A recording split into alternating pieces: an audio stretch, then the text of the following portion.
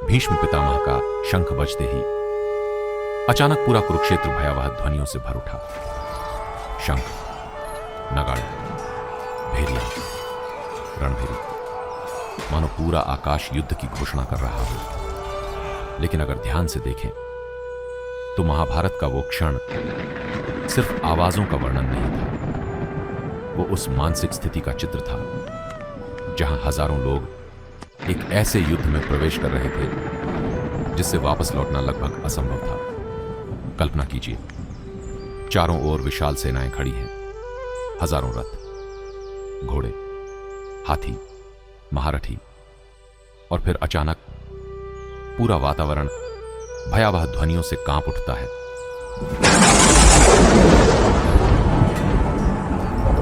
उस क्षण केवल युद्ध भूमि नहीं कांपी थी, सबका मन भी कांप उठा था, क्योंकि हर योद्धा जानता था अब जो शुरू होने जा रहा है उसके बाद सब कुछ बदल जाएगा। कई लोग अपने प्रियजनों को आखिरी बार देख रहे थे, कई योद्धा अपने भीतर का भय छुपा रहे थे, और कई ऐसे भी थे जो बाहर से वीर दिखाई दे रहे थे लेकिन भीतर से टूट चुके थे। यही कारण था कि महाभारत में युद्ध शुरू होने से पहले की ध्वनियां इतनी महत्वपूर्ण बन गई थी। वे सिर्फ शोर नहीं थी। पूरा अर्थ समझने के लिए पूरा वीडियो देखें। अगर आप रोज भगवत गीता के श्लोकों का आसान अर्थ समझना चाहते हैं तो चैनल को सब्सक्राइब जरूर करें।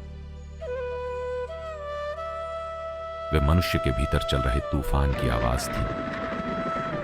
अब यहां एक और गहरी बात दिखाई देती है।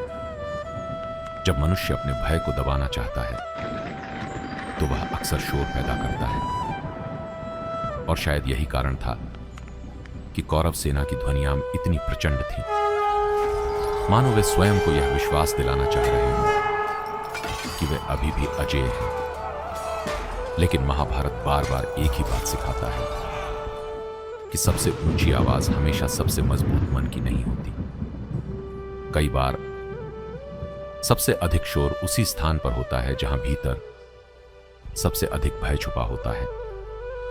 अब श्लोक आता है, ततः शंखाश्च भैर्यश्च पणवानक गोमुखा सहसैवाभ्यहन्यन्त स शब्दस्तु मूलो भवत्।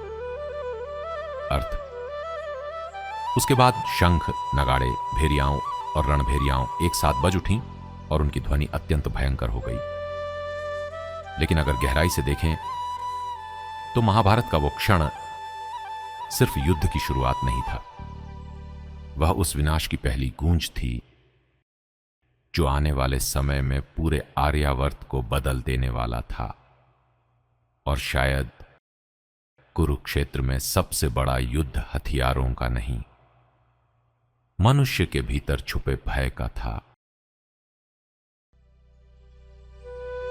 ऐसे ही गीता के गहरे अर्थ समझने के लिए चैनल को सब्सक्राइब करें।